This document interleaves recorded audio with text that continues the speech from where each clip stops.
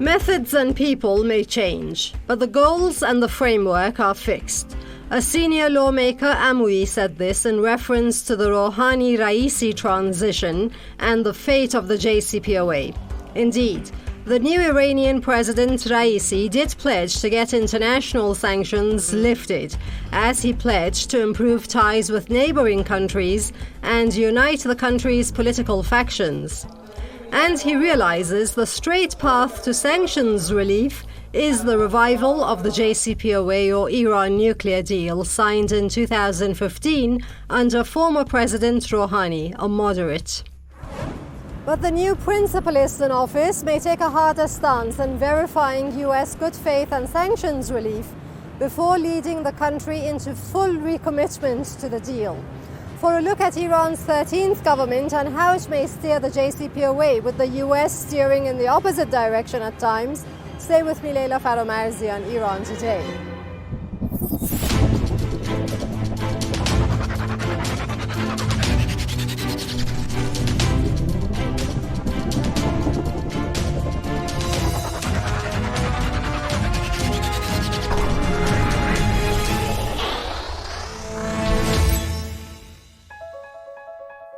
JCPOA revival talks in Vienna began in April, but are suspended for weeks as they go on to a 7th round, because Iran is in a state of transition as a new government takes hold. It's been called a state of suspended animation, as talks will pick up to go one of two ways. According to most foreign media outlets, the way for them to go is for Iran to return to commitment to the deal or to surrender to US demand. Feel free to call it hilarious, as Iran never left the deal. Mr. Ghaffari explains who is legally and logically liable with a look at provisions in the JCPOA or Joint Comprehensive Plan of Action itself. He is a senior writer on Jam Jam Daily who received us amid Journalist Day celebrations at his paper. That would be on the 8th of August. World media tends to point the finger at Iran. Iran must recommit to the JCPOA, but it wasn't Iran that left the JCPOA to begin with. Do make a point of this. We are currently a member of the JCPOA, but the US isn't. This makes matters more clear. A former member who has withdrawn from participation in the deal must meet some very clear preconditions. The preconditions have been communicated to the American side during 6 rounds of talks in Vienna, indirectly by Washington's European allies, as well as China and Russia. These include issues such as providing a guarantee about the future of the JCPOA, verification of the US return to the deal, guarantees about the removal of all sanctions under the agreement, and the cooperation with the IAEA about Iran's research and development program in the field of peaceful nuclear technology. These are technical and legal matters that have been explained fully to the American side. The US began passing laws in breach of the JCPOA right after its signing. Then later, on May the 8th, 2018, former US President Trump binned the deal and accused Iran of lying. Just the following day, the international nuclear watchdog chief noted again that Iran is meeting the terms of the agreement. Even the then US Secretary of State himself, Mike Pompeo, admitted that there was no evidence Iran was in violation of the agreement. It bears the conclusion there was no legitimate basis for Trump to pull out and reimpose sanctions. By today, the nuclear watchdog or IAEA has confirmed 16 times that Iran was and is in full compliance with the deal. Iran signed the deal with 6 world powers for relief from economic, nuclear-related UN sanctions against this country. This would help it boost its oil exports and economy, and in return, Iran would limit its nuclear program. But Trump unilaterally pulled out of the nuclear deal and reimposed and reinforced UN sanctions now as US sanctions, rooting for bringing our oil sales down to zero. Iran waited a year for Europeans to execute a way round what was now US sanctions, but to no avail. Seems pretty obvious in whose field the ball is. But common sense and right and wrong aside, how do the prospects of the Vienna talks look practically? Mr. Amoui is spokesman for the Parliamentary National Security Committee. We got to meet him at his private office. How much prospect do you see for a JCPOA revival? In whose field is the ball? The question of whether the JCPOA can be revived as a limited and substantive agreement must be answered by the Americans. Iran is still a party to the deal. It has reduced its commitments to the accord using one of the mechanisms cited inside the very same deal. But the American side has withdrawn its participation from it. If they believe that Iran must go back to full compliance and scale back its response, they have to fulfill Tehran's demand, which is the removal of sanctions. Whatever the present situation and prospects of talks, their very existence means the JCPOA, a deal between Iran and the West, is still on the table. That is a pure example of contradiction with the fact that the West has tried to topple Iran's greater government time and again. For example, the American side has stated that a clause should be included in the JCPOA revival agreement that would stipulate we must enter into negotiations over our regional issues and missile defense matters in a few months with the United States and Europe. Here we have a legal argument. We are saying that if you consider the JCPOA as an independent legal variable, we shouldn't tie it to other matters. If you don't, there's no need to talk about being committed to the multilateral agreement anyway. This is a paradox that must be resolved by the American officials themselves. In facing triple challenges and triple challenges times 3 with an economy resisting but suffering US sanctions paired with the corona crisis and drought and dried up rivers, Raeisi has the opportunity of a fresh start. To his inauguration ceremony of 5th August 2021 came senior officials from East and West. The European Union, for one, sent a senior delegation that included Enrique Mora, one of the coordinators of the nuclear talks. On the other hand, leaders of the Palestinian resistance group Hamas and Lebanon's Hezbollah were in attendance. And some attendees took the opportunity to hold talks with Iranian officials on the sidelines of the ceremony. America's partners in the nuclear deal, the biggest of whom are the Western Europeans, rejected Trump's plan to use sanctions to coerce Iran into accepting new terms upon his pullout over 3 years ago. And Iran agreed to adhere to the terms of the agreement. But if the EU, Russia and China could deliver economic incentives, the Europeans, in contrast to America, understood that Trump's violation of the deal would undermine broader efforts to prevent the spread of nuclear weapons, although they have themselves practically followed in the US footsteps up to a point. I did ask whether it wouldn't be a better policy for Iran to go it step for step with the US, but it's not easy to blame this country for wanting to verify a full removal of sanctions before recommitting. That's to say, before scaling down its peaceful nuclear program, which it's entitled to under the NPT, the Nuclear Non-Proliferation Treaty, which Iran is party to. This country will no longer accept US excuses that it has to impose long-term sanctions on Iran because of this or that law. Laws that are all in violation of Article 29 of the deal. Say the Iran Sanctions Act, ISA, and visa and U-turn regulations, and the CAATSA law, given as everyone knows that big companies are not willing to invest in a country for 6 months or less duration. CAATSA stands for Countering America's Adversaries Through Sanctions Act. Right and wrong aside, realistically looking at the bigger picture, where do you see JCPOA Vienna talks leading? Do you see the JCPOA being revived? Regardless of the flaws, ambiguities, and the nature of the agreement, it was legally ratified by all permanent and non-permanent members of the UN Security Council as a common ground based on multilateralism in the international system. And the UN Resolution 2231 was issued to enshrine the deal. Well, here, if we want to step back from this definitive document and put a step-by-step approach on the agenda, it means that we have disregarded a strong agreement. Right after the JCPOA became operational, its implementation was not perfect. In early 2016, the US Congress passed, by veto-proof majorities, legislation that required Europeans and others who had traveled to Iran to get visas to go to the US. This negatively affected Iran's ability to attract Western investors. Mr. Qaderi is a political analyst and journalist of long standing, an old pen, so to speak. Let's hear him out.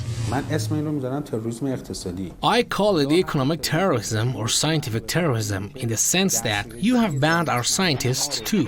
Why have you denied our scientists access so they can build what they need inside the country? We faced this problem, especially during the coronavirus pandemic. They didn't allow Iran access to the WHO's international COVAX vaccine basket, even though Iran had paid for the jabs in advance and was in line to receive them. This ugly behavior was exhibited for other countries too. Iran demands the US must, in accordance with Article 29 of the JCPOA, lift all the obstacles in the way of normalizing Iran's trade ties with world countries. It must lift all sanctions imposed under any title after the JCPOA took effect, whether during the term of Trump or that of his predecessor, Barack Obama. And all the JCPOA articles should be precisely implemented. Plenty more on the result of Trump and Congress's actions and how Raisi might handle them. But first, allow me to introduce Sarah to the show for a quick media review.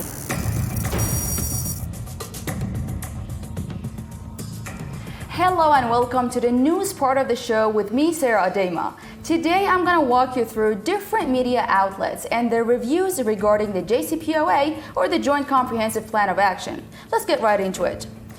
Our first piece of news comes from Tehran Times that begins with the headline, Iran says JCPOA is not over. Khatibzadeh, the Iranian Foreign Ministry spokesman, at his press briefing, which was held online, responded to some statement made inside the United States that Washington should not allow the new Iranian president and his entourage to attend the United Nations General Assembly in New York. The Iranian Foreign Ministry spokesman stated, the U.S. government must take into account that it has definitive hosting responsibilities for the United Nations headquarters in New York. And regardless of its differences with countries, it has specific hosting responsibilities and must act within the framework. He also responded to another question regarding remarks by the U.S. Secretary of State and some European countries that the JCPOA talks will not remain open for a long time and that Iran have delayed the Vienna talks, saying, as a country that has caused many troubles in a criminal economic war against the Iranian nation, the United States is not in a position to talk about these issues. Khatibzadeh said, such a speculation that the nuclear negotiations have been concluded will not help the issue. On to another review by Mehr News Agency, they say, Iran may return to Vienna talks with unrealistic demands. New York Times reported the U.S. Special Representative for Iran's Affairs, Robert Malley, claimed that Iran may return to the 7th round of nuclear talks in Vienna with unrealistic demands. Robert Malley said there is a real risk that they come back with unrealistic demands about what they can achieve in these talks. Meanwhile, a senior European official involved in Vienna talks said that if U.S. President Joe Biden is not elected for the next term, or a person like former U.S. President Trump is elected, there is a possibility that the United States will withdraw from Joint Comprehensive Plan of Action. He added, if this event has happened once, it can be repeated again. Many observers believe that U.S. President Joe Biden is continuing former U.S. President Donald Trump's policy of maximum pressure on Iran. Our final piece of news is from Middle East Eye, which reads, U.S. urges Iran's Raeisi to restart nuclear talks amid tensions over ship attack. The United States has urged Iran's new president to return to talks on the resumption of the 2015 nuclear deal, warning that the window for diplomacy would not stay open forever. State Department spokesman Ned Price told reporters that he hoped incoming President Ebrahim Raisi seizes the opportunity now to advance diplomatic solutions. Price said, we are waiting to see, as I've mentioned before, the approach that the new government in Iran will take. He added, for our part, we have made very clear that we are prepared to return to Vienna to resume negotiations. Iran initially continued to abide by the deal but has reduced some of its commitments in recent months. During his swearing-in ceremony, Raeisi said broad U.S. sanctions, which had triggered an economic recession and left inflation hovering at around 40%, must be lifted. We will support any diplomatic plans that will achieve this goal. He said this while signaling a willingness to attend future negotiations in Vienna. That's it for me in today's edition. I'll see you next time. And now, back to you, Leila.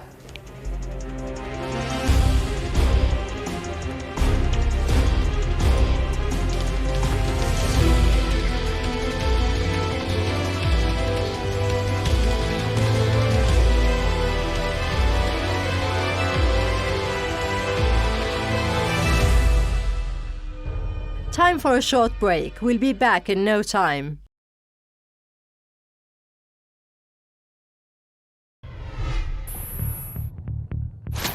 Talking of lawmaking and US Congress, how would Iranians react? How have they reacted to congressional rejection of the JCPOA and US efforts to strengthen sanctions? Well, by maintaining full commitment for a year, Iran has discredited America. And since reacting to Western inaction in executing the deal, it has gotten to bring its nuclear program back to life, to increase nuclear capacity at a time when it would escape any criticism for doing so. Never mind the fact that the program is peaceful, the West is not sure of that. You see, naturally the media represent different political camps and can't be assessed and evaluated from a single point of view. Some media outlets are hostile to the Islamic Republic, whose agenda we all know. Persian-speaking media that are receiving substantial budgets from our enemies' intelligence services. The others are the mainstream media in the West, which have unfortunately violated their personal practices repeatedly in the past few years. Generally, it appears that Western media is being managed against Iran, which can't be looked at optimistically. What entity exactly is Iran faced with? A unified US Congress, the US government? I can confidently say that we don't recognize anything in international law other than the governments. The American side, which comes forth for talks with Iran and participates in P5+1 meetings, must represent the entirety of the US political establishment. The fact that they face limitations at home limits their negotiation power, but we don't accept that they commit to something that they would later say the US government can't fulfill. Iran started to partially reduce its commitments to the JCPOA in 2019 in accordance with paragraph 36 of the multilateral agreement. Paragraph 36 allows one side to stop complying with the deal if the other side is out of compliance. All being said, if sanctions are lifted, Iran will immediately reverse its decisions on enhancing its nuclear program. It was within the same framework that Iran took steps to scale back its commitment to the deal a year after unilaterally staying committed to the accord. Tehran devised 5 steps that would reduce its commitments with prior notice. But in January 2020, there was a new development: the assassination of General Qasem Soleimani by the US. Iran, however, didn't take any new steps until a new parliament came into office. The new parliament has confronted the nuclear issue carefully since taking office.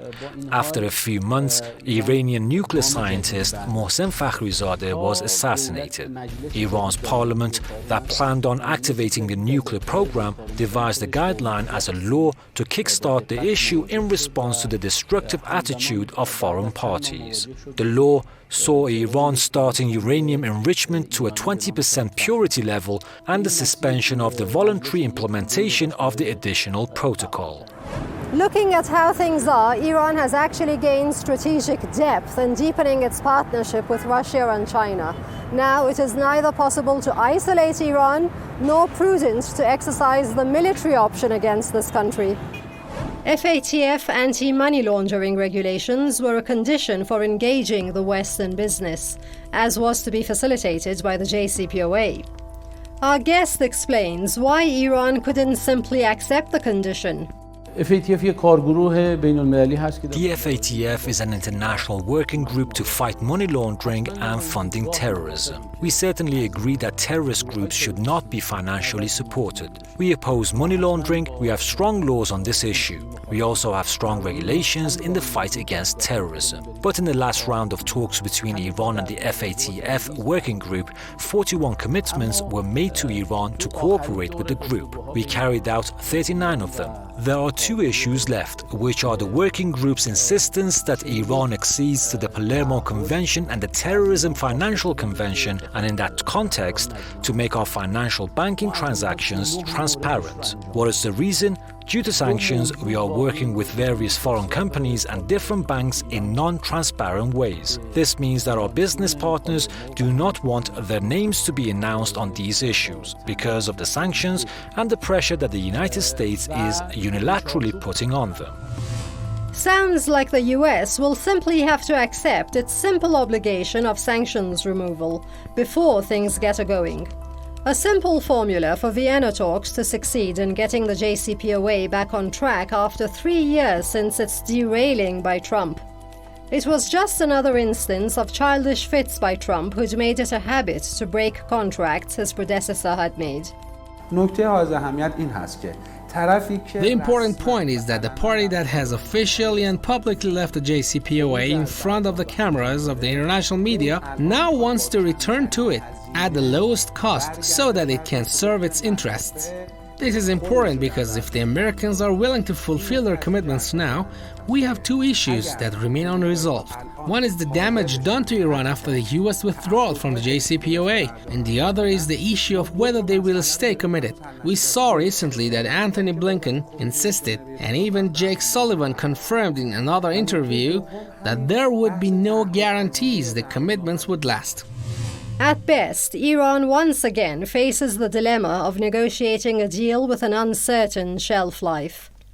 The relatively new, seemingly level-headed US President Biden actually hopes to realize the key objectives that the Trump administration pursued and failed to achieve through its maximum pressure strategy. One of those objectives is an updated version of the 2015 agreement that would almost permanently prohibit Iran from exercising its prerogative to conduct a peaceful nuclear program under the NPT as a non-nuclear weapon state such as Japan or Brazil. The Biden administration took office with the slogan that we are not Trump, and we want to turn things around. It's facing pressure from the international community, which in my opinion is a result of their wrong behavior. But in any case, they need more than the Islamic Republic of Iran to reach a deal, so they can show it off to the world as a victory. We even heard some stories that Naftali Bennett is instructed not to escalate the tensions beyond the point of no return. This shows that they want to maintain the pressure up to a certain point so they can make Iran accept the new conditions in the talks. How might Iran verify US honesty and commitment to the JCPOA if it is revived? The need for a body that can verify whether the sanctions are lifted completely is quite clear, and therefore we think the most significant party that can give us this report is the Iranian side itself. Iran can report to those who do business with Iran, which are very diverse partners, including companies and various governments that want to do business with Iran, whether they face sanctions or obstacles in the implementation of their work or not. Iran can report this. One of our demands in the Vienna talks was that there should be a thorough verification process. To issue only a declaration that, for example, Iran is free to sell its oil may not necessarily be accurate in practice, because until we test this, we cannot accurately say that the problem of oil sales is completely solved. America may aspire, but Iran or its leader Ayatollah Khamenei flatly rejected the insertion of any other issues into the deal. His remarks are an indicator of how Raeisi will approach the Vienna negotiations when they resume. Anyhow, by whichever partner or partners goodwill and courage in the face of US threats the JCPOA might be revived, strengthened ties between Iran and Europe alone will boost security in this tip of Eurasia, as well as trade lost rather than increased. My prediction is that the West won't lift sanctions, at least in the short and medium term. The reason is quite clear. Even if they do sign and retest the process, they take attitudes against Iran that give off negative messages to international businesses and economic firms that would deter them from making investments in Iran. This is completely clear, even if it doesn't appear on paper and stays unspoken. And that'll be all for today, but the best is yet to come, with talks resuming to put all theory to test. So do return to the box at the same times next week and each week after. Thanks for watching from the whole team, and bye for now.